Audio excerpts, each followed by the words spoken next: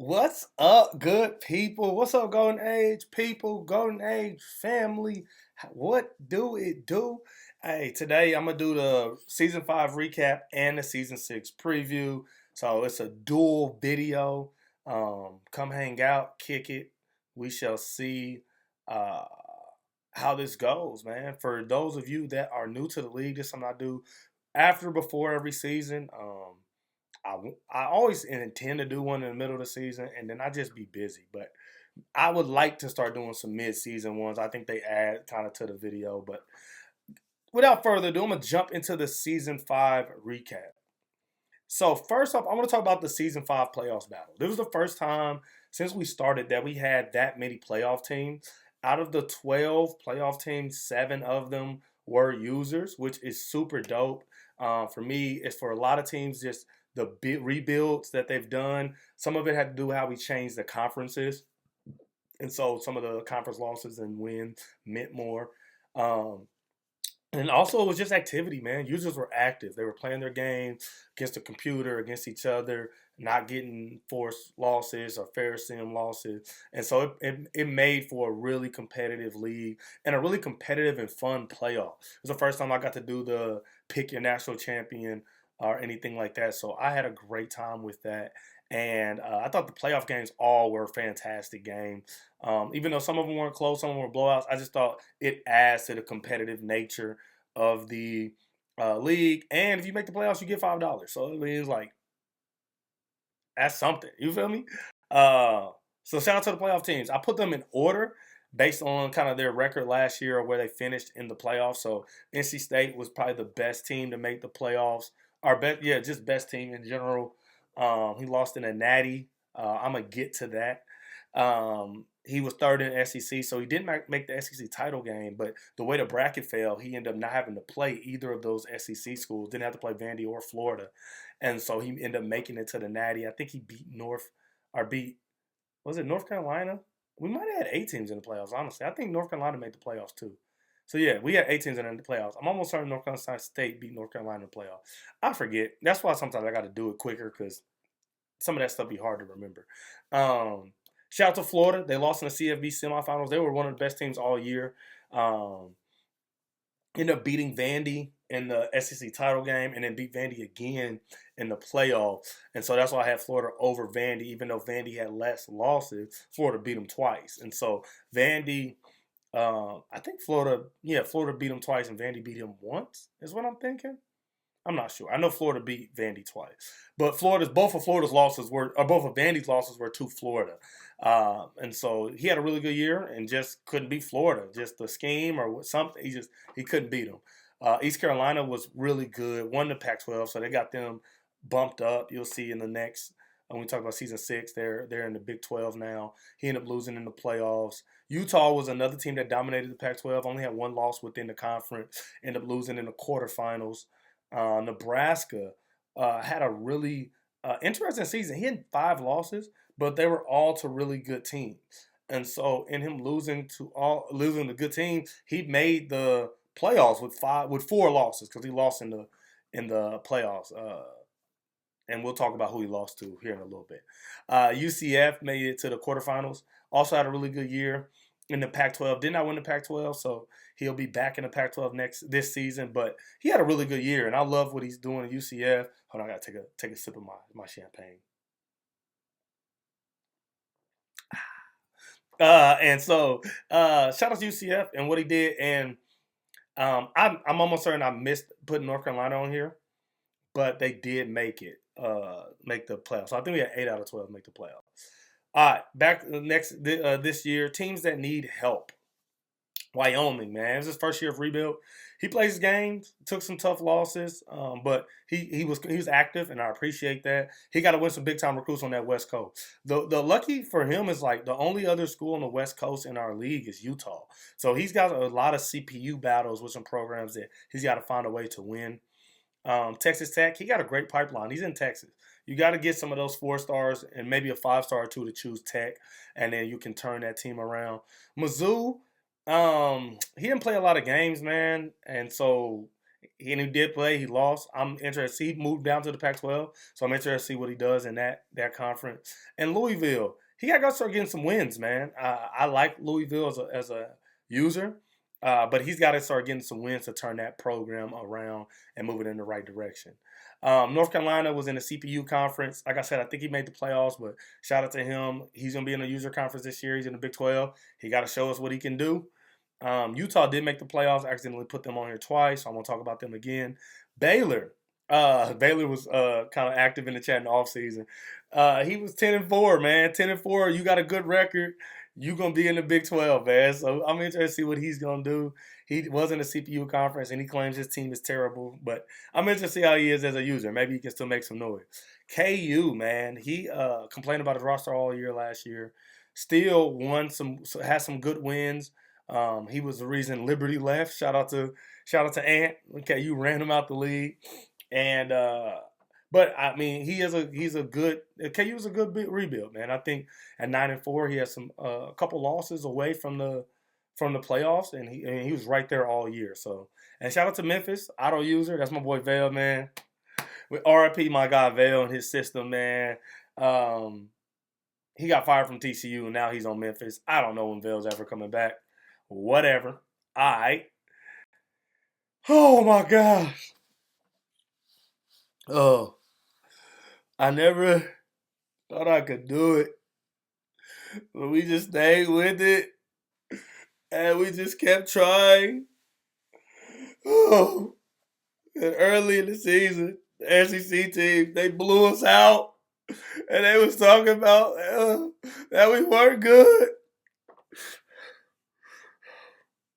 And then we went undefeated in the Big 12 and won the Big 12 title game. And then we had everybody on our side of the bracket, and we beat Nebraska, and we beat Florida, and we beat NC State, and we won the national championship. And shout out to John Waiters, man. Some of y'all don't know, y'all, and it's cool. Hey, sometimes you just got a feeling about a player. You just feel good about a guy. When I first got to James Madison, I recruited John Waiters. He was a power back.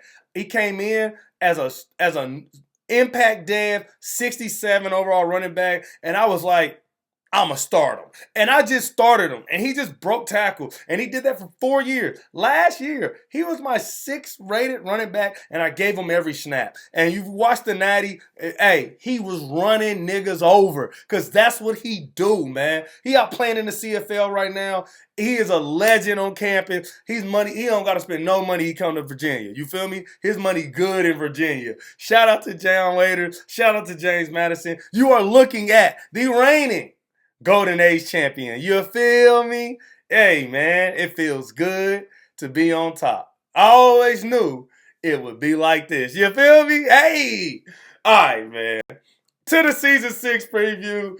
That was season 5. To the season 6 preview. Let's get it. One thing I want to note, $50 to the Natty, $5 for playoff birds. It's money on the line, man. Go get it if you can. I like keeping my bread in my pocket, so you're going to have to come take it from me. I ain't going to hold you. All right. So every game matters, man. Just making the playoffs get you $5. They can buy you a drink from Quick Trip and a snack. You know what I'm saying? If you ain't too greedy. So that's what that is. Remember, this ain't Madden, bro. You can't just load up and play. Stay active in the chat. So I'm always doing Game of the Week, doing freshman growth stuff. Stay active, vote, so you can get your points, use your point. And it's a long-term franchise. We're going to run this through NCAA 26, man. I'm having so much fun. If you got some people you want to add, go ahead, throw them in here, man. I got some now the way the conference shake up, I can add late users now. I got some teams they can pick, and they can pick them and build them. And so let's do it. Build a powerhouse program. You know what I'm saying? If you a mercenary, go get a good coaching job. Go find you a better job. If you a king, like your boy, build you something. But it is what it is, man. Hey, I'm having a great time, and I appreciate you guys just hanging out and allowing me to run this league and have a good time doing it, man. All right, on to the preview. So this is the preseason top 25. This is on the game where guys are ranked in the preseason. Vandy was number 1, Florida at 2, myself at number 3, NC State at 4, Nebraska at 5, Utah was at 10, North Carolina at 12, East Carolina at 13, Baylor was number 18. He's complaining about his roster. The game thinks you're going to be good, man. UCF was at 20 and KU at 24. And so we had a ton of teams starting the top 25 this year. I'm super excited about that because that means when you have a better starting point, losses and things like that don't eliminate you from the playoffs. And so I'm super excited about that. Players to watch. These are some preseason All-Americans who I think got a good shot to win the Heisman. Gabe Venable. Vanderbilt does this thing, and it's smart, man. He gets receivers. He converts them to running back. They're speed monsters. And this dude, 98 speed, 99 excel. You better get a hand on him, man. He getting open field is night Irene. He got a really good chance. Vandy has gotten more and more balanced as we've gone into the as we're going into the dynasty. He used to be deep ball merchant. Now he runs the ball a lot more, and so Gabe Venable is going to have a chance to put up some good numbers. Quentin Corsack for NC State, 6'1", 97 speed, 97 catching. He's tough, man. He's tough.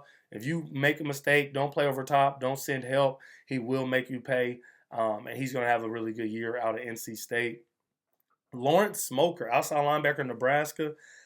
They say he's going to the first round in the draft in the NFL, and you got to put two over there. You got to chip him. You got to double team him. You got to slide to that side.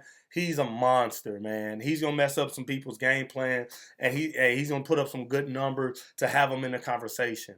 Now, it's really hard to win Heisman as a corner. In fact, I've never seen a corner win Heisman. I watch college football content. I play college football a ton. I've never seen a corner win Heisman. That being said, Nolan Nielsen is probably the best corner on the game. Out at Florida, he's 6'1", 99 speed. Really good man coverage, really good zone coverage, good change of direction. You want to know where he is on the field. You want to know his number before you go into a game. And you don't. If it looks like your guy's open, you probably should just take the sack. Okay, you don't want to throw at that guy. And then Markel Sandlin, the only quarterback on the list, which I thought was interesting. Only user quarterback on the preseason All-American list.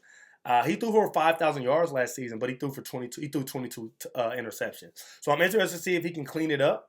If he does, he definitely has a shot to win the Heisman with him as well. And so those are kind of our Heisman watch players that we should be on the lookout for before the season. Moving on to conference preseason predictions, starting with the Pac-12. UCF is the only ranked team in the Pac-12, and they are my runaway pick to win the conference. I almost moved UCF up to the Big 12 because of how well his season was last year. But because he did not win the conference championship, I ended up moving East Carolina up and leaving him in the Pac-12 as I move some other teams down. A couple teams that I think it'll be interesting to see how they play in the Pac-12 are Texas Tech and Louisville. I think they are both good users, and so I'm interested in seeing the Pac-12 if they're able to make some noise and push UCF. East Carolina, and Utah kind of just rolled through the Pac-12 last year. And so I'm interested to see if anybody else can make some noise, some of the new users out that way. And Utah, I'm interested to see if he can. If I didn't pick him to win the conference, but I wouldn't be surprised. He had a good season last year, and he definitely could be UCF. I think for me, Texas Tech and Louisville's records are more intriguing. I think Utah's kind of consistently at the top. I don't know if he can get over the hump, though. So that shall be interesting to see how that shakes out. Shout out to the Big 12, man. I'm going to miss y'all boys, man. Oh, I'm going to miss y'all, man. It was fun beating up on y'all last year. They got 5 teams in the top 25 in the preseason. It's a competitive conference. Nebraska was probably the second best, was the second best team last year. He stays in the Big 12. Can he win it all? I said in the chat, he got unfinished business. Can he take care of business? Can he win it all? I don't know. We're going to see. Because I know ECU is a dog. Moved him up from the Pac-12. He's a dog, man. And KU, I like Bobby, man. Shout out to Bobby. I love Bobby, man. He's a good user, man. Good player.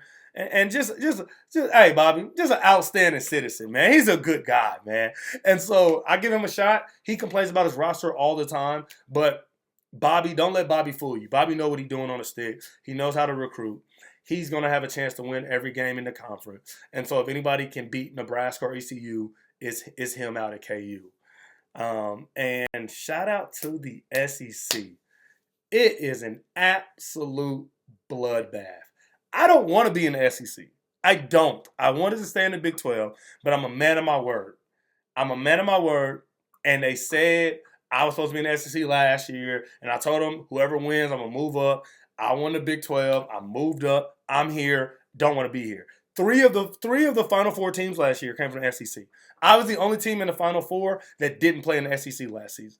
Um, Also, that's one thing. Also, preseason top five, 4 teams from the SEC in the top 5 in the preseason ranking. I'm winning it. I'm winning it. I'm winning the SEC. Mark it down, screenshot it, screen record it. I'm winning the SEC. Niggas wanted me over here. Be careful what you ask for. You wanted me over here. You gonna get what you asked for. You feel me? Hey, I'm coming for the title. I ain't picking nobody else. I don't care if I finish second. I don't care if I finish third. I'm winning the SEC. You can mark it down on your calendar. Set it down. Death, taxes. I'm winning my conference. You know that's how it goes. I'm excited to be in the SEC. I'm excited for the recruit. Let me rant for one quick second, bro. I won the national championship. Didn't get no transfers. No, like all 2-star transfers. I moved to the SEC. I don't have a single player that I'm number 1 on their interest board in preseason recruiting. How does that work? How does that work? It's all right. Whatever. I just wanted to rant a little bit. We're going to come out. We're going to show y'all. I ain't going to lie to y'all, man. I have not had to play without John Waiters for a very long time. I don't know how this season's going to go without my boy John. I don't know how this season's going to go without my boy John, man. He was a comfort food, man. Like, you having a bad day, you having a bad game, get the ball to John 4-5 times in a row, man. It was comfort food for our offense. I don't know how it's gonna look without him. We're gonna find a way. Couple housekeeping things before I get out of here. It's game of the week. Remember, the +2 in game of the week can go to any player. Still non-physical, so no speed, no excel, no change of direction, no jumping, no strength, no acceleration, agility, no speed. But it can be anybody. It doesn't have to be freshman. Freshman growth you get for streaming. So if you stream, you get +2 every week on a freshman, including and they can be redshirt freshmen as well. So those are upgrades I don't want you to miss out on. And caps are at 92. So we do have caps. It can't go over 92. And I'm gonna be honest. I'm not telling you. We've been doing this too long.